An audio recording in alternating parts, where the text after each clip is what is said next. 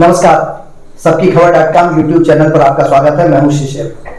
अग्निवाल के संपादक श्री रविंद्र जैन जो सुनी सुनाई कॉलम लिखते हैं, उसमें ऐसी खबरें होती हैं जो पर्दे के पीछे का सच बताती हैं। हम अपने दर्शकों को वही बताना चाहते हैं। आज मंगलवार को यह कॉलम प्रकाशित होता है और हम उनसे पर्दे के पीछे क्या ये जो खबरें हैं क्या चल रही उस पर चर्चा करेंगे। रविंद्र जी, आपका बहुत बहुत स्वागत है। धन्यवाद। एक बहुत महत्वपूर्ण खबर जो भारतीय जनता पार्टी को खासकर विचलित कर सकती है, आज जो आई है, और आपने उसमें लिखा है कि कांग्रेस की तैयारी भाजपा से बहुत एडवांस है और उन्होंने जिस तरीके से अपने IITN तैयार किए हैं, जिस तरीके से सोशल सेक्टर पर आगे बढ़े हैं, क्या खबर आपने दी है?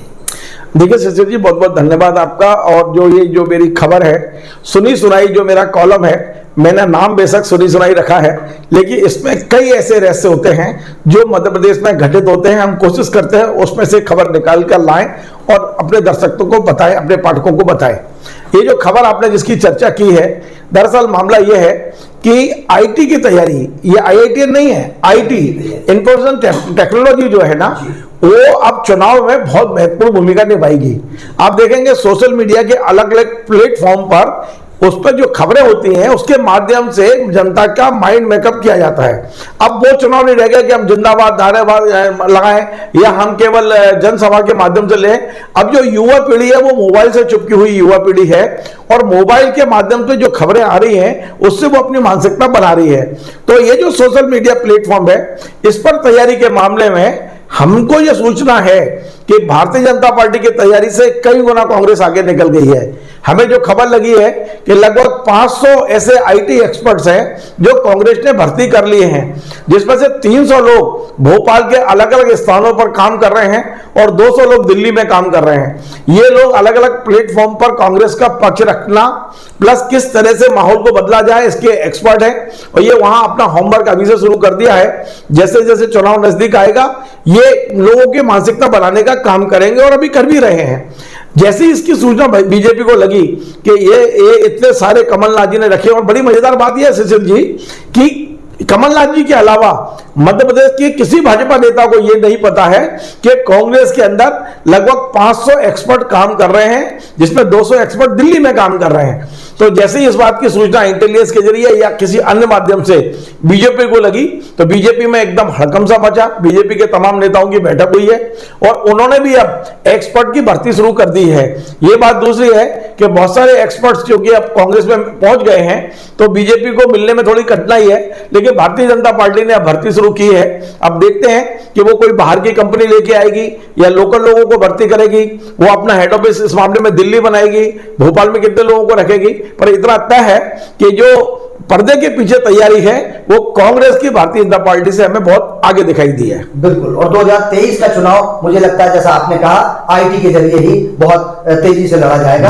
हम अगली खबर की तरफ चलते हैं, क्योंकि आपके कॉलम में कोई ना कोई एक्सक्लूसिव खबर ऐसी होती है जो चर्चा का विषय अपने क्षेत्र में बन जाती है। अभी तक हमने कार्यपालिका न्यायपालिका का झगड़ा देखा था, लेकिन एक कॉलम आपका ये आया है कि जिसमें माननीय न्यायाधीश महोदय को एक जनप्रतिनिधि महिला ने उनको ये बताया है कि उनके अधिकार क्षेत्र क्या होते हैं, और ये क्या मामला है और इस पर क्या चर्चा चल रही है? देखिए शिशिर जी, मैं स्पष्ट कर दूं कि मैं न्यायपालिका का व्यक्तिगत रूप से बहुत सम्मान करता हूं और न्यायपालिका में विश्वास करता हूं।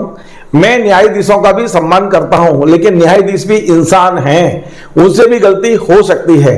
ये मामला ग्वालियर चंबल संभाग का है। एक छोटे से शहर में एडिशनल डिस्ट्रिक्ट जज स्तर के एक न्यायाधीश वहां तैनात हैं। वो लगातार वहां की नगर पालिका से पिछले लंबे समय से अपनी आवश्यकताओं की पूर्ति कराते थे। मुझे ये खबर लगी है कि उनके बंगले की पुताई हो, वहां नल फिटिंग का काम हो, पानी की दिक्कत हो, वहां अभी तो यह स्थिति हो गई थी कि घर के टॉवेल, तेल और कंगा और मतलब घर का जो किचन का सामान है वो भी नगर निगम के अधिकारी पहुंचाने लगे थे। लेकिन उसी नगर पालिका में जब एक महिला चुनकर आई और उन्हें वहां के मुख्य नगर पालिका अधिकारी ने बताया कि माननीय जज साहब का ये सामान जाता है, तो उस महिला ने साफ कह दिया कि मेरे आदेश के बगैर एक चीज भी उनको नहीं दी जाएगी। तब पता चला कि उन्होंने किसी मामले में नगर पालिका को पर दबाव बनाने की कोशिश की, तो उस महिला ने स्पष्ट रूप से पत्र लिख दिया भारत के मुख्य न्यायाधीश को, मध्य प्रदेश के मुख्य न्यायाधीश को, मध्य प्रदेश के विधि मंत्री को, मध्य प्रदेश के मुख्यमंत्री और विधि मंत्री के अलावा 2 केंद्रीय मंत्री को भी पत्र गया है, ज्योतिरादित्य सिंधिया और नरेंद्र सिंह तोमर। इस पत्र की प्रति भी हमारे पास में है शिशिर जी। तो मैंने न्यायालय का सम्मान रखते हुए मैंने नाम नहीं डाला, शहर का नाम नहीं डाला, लेकिन संकेतों में यह बात कह दी है कि इस तरह की घटनाएं यदि होंगी तो न्यायपालिका का जो सम्मान है वो कहीं ना कहीं कम होता है। तो ये मामला अभी हमें जो खबर लगी है कि शायद न्यायाधीश को समझ में आ गया है कि वो गलती पे थे और नगर पालिका के जो महिला है अध्यक्ष है उनके पति के जरिए इस पूरे मामले को वो रफा दफा करने की कोशिश में लग गए हैं। बिल्कुल, यह चूंकि मामला बहुत न्यायपालिका के सम्मान के साथ, लेकिन सच्चाई आपकी सामने लाना आपकी जो जिम्मेदारी है जनता के प्रति, उसका निर्वहन आप कर रहे हैं। एक और बड़ी खबर भी, सबसे पहले आपके कॉलम में जो खबर थी कि कांग्रेस किसी मामले में बहुत आगे, एक और राजनीतिक दल है जो ऐसा कहा जाता है कि चंदा इकट्ठा करने में बहुत आगे हो रहा है। भोपाल की एक बड़ी खबर इस कॉलम में निकल कर आई है दर्शकों। हम रविंद्र जी से जानना चाहते हैं कि भोपाल के एक होटल में बड़े ठेकेदारों की बैठक हुई और जिसमें करोड़ों अरबों रुपए के फंड की चर्चा चल रही थी। क्या है ये मामला? देखिए शिशिर जी, मैं बड़ा स्पष्ट कर दूं, मैं इस खबर की कोई पुष्टि नहीं कर रहा हूं। ये विशुद्ध रूप से अफवाह भी हो सकती है, लेकिन अफवाह चूंकि बहुत तेज है तो मुझे अपने कॉलम में देकर मैं अपने पाठकों तक पहुंचाना की कोशिश की है और इसलिए कॉलम का नाम भी सुनी सुनाई है। कई चीजें ऐसी हमको सुनी सुनाई आती है, उसमें सच्चाई भी होती है और कई बार वो गलत भी होता है, लेकिन खबर ये आ रही है कि भोपाल के एक बड़े होटल में तमाम सारे ठेकेदार जो दिल्ली और भोपाल के थे और मध्य प्रदेश में काम करने वाले थे, इनकी एक बैठक हुई है और उन्हें यह संकेत दिया गया है कि यदि ठेकेदार 600 करोड़ रुपए चंदा एक राजनीतिक दल को देते हैं तो उनको ठेके में एडवांस पेमेंट मिल सकता है। ये चर्चा है, अभी कोई अंतिम ना ही ये खबर है मेरे लिए, ना ही इसके कोई प्रमाण मेरे पास है, पर ये इसलिए मैंने इस खबर में दिया है कि हमने 2020 में देखा था कि कमलनाथ जी की सरकार जब गिरने वाली थी उस समय कमलनाथ ने भी ताबड़तोड़ तरीके से जल संसाधन विभाग को 700 करोड़ रुपए एडवांस दिया था और ये आरोप लगे थे कि ये कमीशन के लालच में ये एडवांस दिया गया है। उस मामले में एफआईआर भी हुई थी। ये बात दूसरी है कि 3 साल से ज्यादा हो गए हैं, उस एफआईआर में कोई कार्रवाई नहीं हुई है, ना किसी ठेकेदार के खिलाफ और ना ही किसी अधिकारी के खिलाफ। लेकिन उसी तर्ज पर यदि ये सरकार काम कर रही है तो निश्चित तौर पर यह गंभीर मामला है। इस मामले में यदि घटना नहीं हुई है तो बहुत अच्छी बात है, और यदि इस तरह की कोई घटना हो रही है या पर्दे के पीछे चल रहा है तो इस कॉलम के जरिए मैंने सरकार को चेतावनी या चेताने की कोशिश की है। बिल्कुल रविंद्र जी, एक और बहुत बड़ी खबर कि छोटी सी भर्ती और बड़ी बदनामी, ये जो मामला आया सदन में भी इस पर काफी हंगामा हो रहा था, सदन में भी ये बात कही गई थी और खासकर आदिवासी संगठनों ने इस मुद्दे को उठाया था। क्या है ये मामला? देखिए, ये है पेशा कानून जो आदिवासियों के हित में बनाया है मध्य प्रदेश सरकार ने। उस मामले में 20 जिले और 89 ब्लॉक में समन्वयों की भर्ती हुई है जो इस कानून को लागू कराने में आदिवासियों की मदद करेंगे। सरकार और आदिवासियों के बीच में कोऑर्डिनेशन का काम करेंगे। मात्र 109 पदों के लिए जो भर्ती हुई है उसमें पारदर्शिता नहीं है। जो आवेदन बुलाए गए थे, लोगों को उम्मीद थी 1 लाख से ज्यादा आवेदन आए, 500-500 रुपए उन्होंने फीस भी दी, लेकिन अचानक वो इंटरव्यू कैंसिल कर दिए गए। और ये ऐसा चीज है कि पर्दे के पीछे से एक एमपी कॉन के जरिए सरकार ने 109 लोगों की भर्ती की है।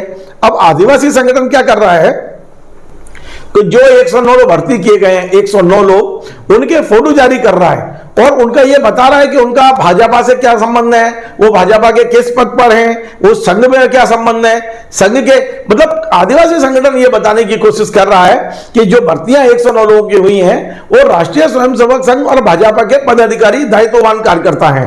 तो मेरा ये कहना है इस कॉलम के जरिए सरकार को कि आपने एक छोटी सी भर्ती के लिए एक बड़ी बदनामी को क्यों ओढ़ लिया है। इन भर्तियों को रद्द करें और जो एजेंसियां सरकार के पास है ये फेयर भर्ती हो, लोगों को प्रतिस्पर्धा का मौका मिले तो बेरोजगारों में जो गुस्सा है वो कम होगी, यही बताने की मैंने कोशिश की है। बिल्कुल रविंद्र जी, चूंकि होली का समय निकला है, रंगपंचमी निकली है और इस कॉलम में आपने उससे मिलती जुलता एक खबर और दी है। आपने एक ढक्कन की बात की है और यह माननीय जो भी सरकार के मंत्री हैं वो चूंकि आदी हैं और ऐसा अगर हो रहा है तो क्या है इसमें सच्चाई रविंद्र जी? देखिए, कभी कभी होली के मौके पे आनंद भी लेना चाहिए और मैं अपने कॉलम में कुछ ऐसी खबरें देता हूं उसमें सच्चाई तो रहती है लेकिन हमारे पढ़ने वाले पाठकों और देखने वाले दर्शकों को भी आनंद आए। तो मध्य प्रदेश में एक मंत्री हैं, कैबिनेट मंत्री हैं, और वो अपने खुद शराब की आदत के कारण परेशान थे। पिछले दिनों वो खुद अपने कुछ मित्रों के साथ हरिद्वार गए थे, जहां हरिद्वार में गायत्री मंदिर में उन्होंने संकल्प लिया कि वे अब शराब से हाथ नहीं लगाएंगे। और ये सच भी है कि काफी दिनों तक उन्होंने शराब की बोतल की तरफ देखा भी नहीं। लेकिन आप जानते हैं कि जो एक लत होती है वो बड़ा मुश्किल से छूटती है। तो अब उन्होंने एक बीच का तरीका निकाला है और अपने परिवार में अपनी पत्नी को इस बात के लिए तैयार किया है कि आप मुझे केवल एक ढक्कन, जैसे जो छोटे बच्चों को अपन दवाई के रूप में जो देते हैं ना, उस तरह की मुझे दे दो, ताकि मेरे गले में खराश ना हो, मुझे खांसी ना उठे, मुझे तलब ना लगे। तो अभी फिलहाल ये तय हुआ है कि मात्र एक ढक्कन वो लेते हैं, और उनका दिमाग में ये मतलब मानसिक रूप से होता है कि मैंने आज ले ली है। क्या होता है कि कई बार जो शराब है वो शरीर की आवश्यकता ना होके दिमाग की आवश्यकता बन जाती है। तो मैं तो मंत्री जी को साधुवादी दूंगा कि मात्र एक ढक्कन में वो अपनी जरूरत और लत को पूरा कर रहे हैं। ईश्वर उनकी पूरी तरह से छुड़ाए और ईश्वर उनको इतना आत्मबल दे कि वे जो इस बुराई को छोड़ने के संकल्प लेके आए हैं, उनका वो संकल्प पूरा हो। बिल्कुल रवि जी, एक खबर की तरफ और हम बढ़ेंगे। अपने दर्शकों को बताना चाहेंगे कि कुछ दिन पहले भी सबकी खबर यूट्यूब चैनल पर यह खबर, इससे मिलती जुलती एक खबर आई थी, और सरकार परेशान है क्योंकि 6 लाख से ज्यादा कर्मचारी उनकी गले की हड्डी बन रहा है। कर्नाटक में कुछ ऐसा हुआ जिसके कारण मध्य प्रदेश के इन कर्मचारियों के मन में उम्मीद की किरण जागी है। क्या है रविंद्र जी मामला? तो ये मामला है ये नई और पुरानी पेंशन का। मध्य प्रदेश में लगभग 7 लाख कर्मचारी सरकारी कर्मचारी हैं। इनमें से 4-4.5 लाख कर्मचारी हैं जिन्हें नई पेंशन के दायरे में आते हैं। मात्र 2-2.25 लाख कर्मचारी हैं जिन्हें पुरानी पेंशन मिलेगी, जो कुछ दिनों में रिटायर भी होंगे। तो पुरानी और नई पेंशन में जो विसंगति है वो बहुत बड़ी विसंगति है।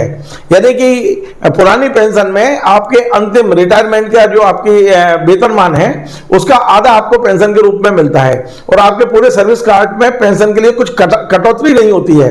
लेकिन नई पेंशन में 10% की कटौती भी होती है और आपको मात्र 24% मिलता है। इसके बाद भी रिटायरमेंट के बाद जो पेंशन, रिटायरमेंट के बाद यदि ये जो पेंशनधारी है यदि दुर्भाग्य से उसका निधन होता है तो आधी पेंशन उसकी पत्नी को मिलती है। यानी कि पूरे परिवार को एक आर्थिक सुरक्षा मिलती है पुरानी पेंशन में। नई पेंशन में वो सुरक्षा गायब है पूरी तरह से। तो ये पूरे देश भर में ये मामला चल रहा है। भारतीय जनता पार्टी की जो भारतीय जनता पार्टी शासित राज्यों में बड़ी सख्ती के साथ ये कह दिया गया कि पुरानी पेंशन चालू नहीं करेंगे, लेकिन कांग्रेस शासित राज्यों में पुरानी पेंशन चालू हो गई। हम देखें छत्तीसगढ़, राजस्थान, हिमाचल, सब जगह पुरानी पेंशन लागू हो गई, वहां कर्मचारी खुश भी हैं। मध्य प्रदेश में ये चुनाव आते आते एक बड़ा मुद्दा बनता जा रहा है। आप माने शिशिर जी कि यदि पुरानी पेंशन लागू नहीं की गई तो भारतीय जनता पार्टी के कोटे से लगभग 20 लाख वोट खिसकने की संभावना है। भाजपा शासित राज्यों में कर्नाटक ने पुरानी पेंशन बहाल करने के लिए कमेटी बनाई है। वो कमेटी कांग्रेस शासित राज्यों में जाएगी और सर्वे करेगी और पता लगाएगी क्या दी जा सकती है, नहीं दी जा सकती। उस कमेटी बनने से मध्य प्रदेश में भी एक उम्मीद की किरण जगी है। कर्मचारी ये मानकर चल रहे हैं कि यदि कर्नाटक में ये लागू होती है तो भाजपा शासित मध्य प्रदेश में भी ये लागू हो सकती है, या मध्य प्रदेश में ये शिवराज सरकार घोषणा कर सकती है कि हम अगली बार आएंगे तो दे सकते हैं। तो अब देखना होगा, क्योंकि कमलनाथ जो मुख्यमंत्री पद के दावेदार है कांग्रेस से, उन्होंने स्पष्ट घोषणा कर दी है कि यदि कांग्रेस की सरकार आई तो आते ही हम पुरानी पेंशन बहाल करेंगे। हिमाचल वाले में कर दी गई है। तो अब यह देखना होगा कि भारतीय जनता पार्टी अपने इन 20,000 वोटों को खोना चाहेगी या पुरानी पेंशन लागू करना चाहेगी। बिल्कुल उम्मीद से आसमान टिका है, और आप जो बता रहे हैं कि 20 लाख से ज्यादा मतों की चिंता है और पार्टी अगर इस पर सोचती है तो जरूर कुछ सकारात्मक निर्णय लेगी। एक और खबर हम अपने दर्शकों को बता दें कि सोशल साइट जितना महत्वपूर्ण है, सोशल मीडिया पर खबरें पोस्ट करना जितना महत्वपूर्ण है, उतना ही सावधानी भी बहुत जरूरी है। इससे कई बार रूमर फैल जाता है। आज के रविंद्र जी के जो अग्निबाण में सुनी सुनाई कॉलम है उसमें एक बहुत महत्वपूर्ण खबर थी कि इसी तरीके की किसी पोस्ट के कारण एक बहुत बड़े समाचार पत्र के कार्यालय पर तमिलनाडु की पुलिस आकर घुस जाती है। क्या है मामला रविंद्र जी? मामला यह है शिशिर जी कि तमिलनाडु में बिहार के जो मजदूर काम कर रहे हैं उन पर लोकल में अत्याचार को लेकर देश के एक बड़े हिंदी समाचार पत्र ने खबर छापी थी, और तमिलनाडु का ये कहना है पुलिस का कि खबर बेसिर पैर की है। वहां ना तो बिहार के मजदूरों पर कोई अत्याचार हुआ है, ना ही उनकी मौत हुई है, ना ही उन्हें बंधक बनाया गया है। लेकिन खबर ये कहती है कि वहां बड़ी संख्या में मजदूरों को बंधक बनाया है, उन पर हमले हो रहे हैं। तो इस खबर पर तमिलनाडु पुलिस ने अखबार के संपादक के खिलाफ एफआईआर दर्ज की। अब कंफ्यूजन कहां हुआ कि वो जिस एडिशन में खबर छपी थी, मतलब इसके अखबार के एडिशन में जो खबर छपी है वो एडिशन है उनका बिहार का, लेकिन अखबार का मुख्यालय भोपाल में है। तो पुलिस भोपाल में आई मुख्यालय में संपादक को गिरफ्तार करने। जब पुलिस को समझाया गया, बताया गया कि वो संपादक जिसके खिलाफ आपने एफआईआर की है वो बिहार में पटना में या जमुई में बैठते हैं, तो पुलिस बाकायदा यहां से वापस गई है और उसके बाद में उसकी क्या कार्रवाई हमें नहीं पता है, लेकिन ये तय है कि ये पुलिस भोपाल तक आई, भोपाल में बड़े अखबार के दफ्तर तक गई, लेकिन वो संपादक यहाँ नहीं था, इसलिए वापस लौटी है। इसलिए मैंने देने की कोशिश की है कि अब जो भी समाचार पत्र खबर दे रहे हैं सावधानी से दें, खबर की पुष्टि कर लें और उसके बाद ही, क्योंकि बहुत सारे राजनीतिक दल, चुनाव का माहौल है, अपने अपने पक्ष में किस तरह से वोट बढ़ सकते हैं उस तरह की खबरें प्लांट कराते हैं। हम अखबार वालों को उसका मोहरा बनाने की कोशिश करते हैं, हमें सावधान रहना चाहिए, इसीलिए मैंने ये खबर दी है। बिल्कुल, रविंद्र जी का प्रयास हमारे दर्शकों को सच्चाई पहुंचाने का, पर्दे के पीछे क्या चल रहा है, और सुनी सुनाई इसका नाम सिर्फ इसलिए रखा है कि ये बहुत सारी ऐसी हकीकतें होती हैं जो कहीं ना कहीं से आप तक आती हैं, रविंद्र जी के पास आती हैं। अगर दोस्तों आपको ये कार्यक्रम अच्छा लगा हो और आप इसको लगातार देखते हैं तो इसको आप शेयर कर सकते हैं, आप लाइक कर सकते हैं, और अगर सब्सक्राइब करेंगे तो हमें और ज्यादा खुशी होगी। कमेंट बॉक्स में जाके आप हमें कमेंट्स भी कर सकते हैं, सुझाव भी दे सकते हैं। बने रहिए हमारे साथ, जुड़े रहिए। रवि जी आपका बहुत बहुत धन्यवाद।